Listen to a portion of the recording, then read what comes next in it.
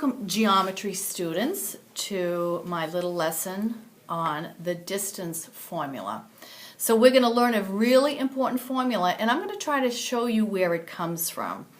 So let me just underline distance formula. We'll be using this throughout the course. And I have already plotted A, which is -5, 1, and B, which is 5, 6. And what we're going to be doing is getting the distance of that. So how many units long is this? And one way we can do it, which you probably already know, is that we could make a right triangle out of this picture, and we could basically count the legs here, and we could use the Pythagorean theorem. So this distance is 10, I believe, and this distance is 5. There we go. So we're going to use the Pythagorean theorem. So a squared plus b squared equals c squared. And I know we've worked with that before. I'm going to use the 10 for the a, I'm going to use the 5 for the b, and this distance will be the c. So I'm going to keep that c. 10 squared is 100, 5 squared is 25, equals c squared. 125 is 125 c squared. And then of course we're going to square root each side.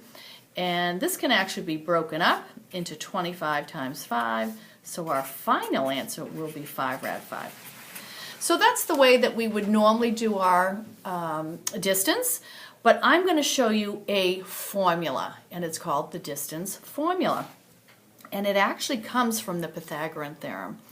So I'm going to get the distance of this, and one way I can do it is subtract the x values. So whatever these x values are, if I subtract them, I'm going to get the distance. And do you see how this distance is squared? I'm going to put a little squared there. The b squared, I'm going to subtract the y's. So I'm going to put my plus, subtract the y's, and it's also squared.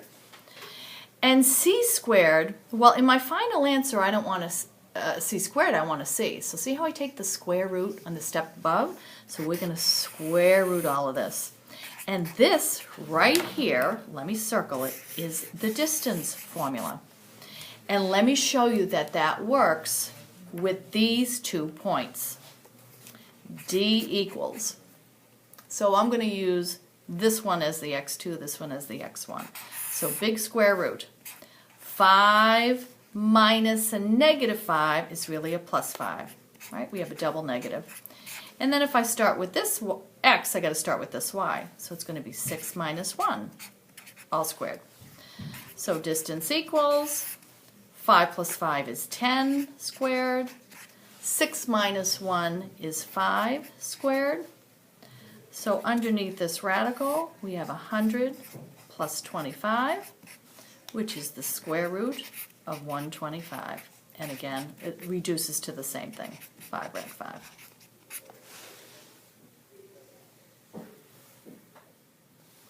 So let's practice. I have 2 coordinates here, and let's practice using the distance formula now that we know where it came from. It came from the Pythagorean theorem.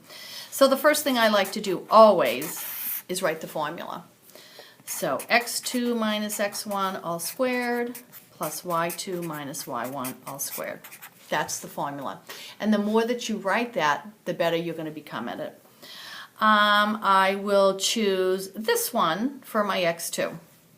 It doesn't matter which one you start with as long as you're consistent. So I'm going to do -3 minus a -1, which is really a +1. That had a double negative. I have to go back to the 4, and so I'm going to do 4 minus a -6, which again is a +6 all squared. I'm going to simplify each parentheses. -2 squared is 4. See, I'm kind of doing this. See how I did that one shot? I did -2 in my head, and then squared is 4. You can do that. And 4 plus 6 is 10. 10 squared is 100. So the distance is rad 104.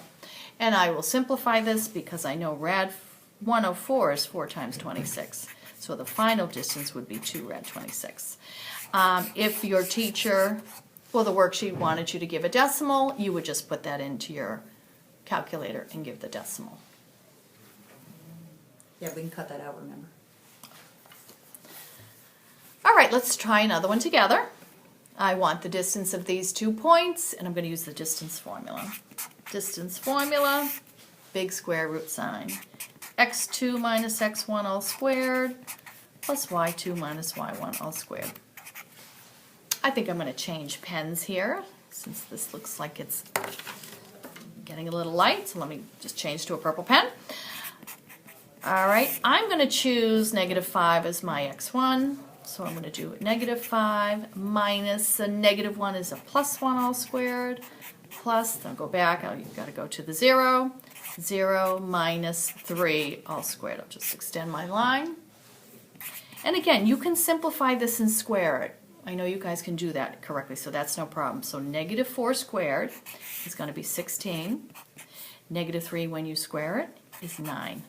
And look at this, this ends up to a nice perfect square, 25. So the distance of this 2 points is 5. And we could put 5 units if we wanted to be precise. Now that we've done a couple examples together, I would like you to try this by yourself. So why don't you pause the video, and then we will, I will allow you to try the first couple steps by yourself.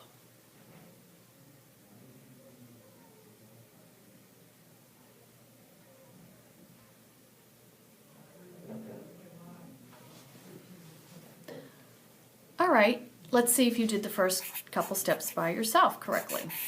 We want the formula, x2 minus x1 all squared plus y2 minus y1 all squared. And if we put the numbers in, and again, depending which one you put, I'm going to assume you put the first one in. 8 minus 10 all squared. We've got to go back. -2 plus 5 all squared. So check your work to see if you put a plus 5 there for the double negative. If you didn't put a plus 5, then you may have to go back and correct that. All right, so why don't you pause the video now and do the next couple steps together.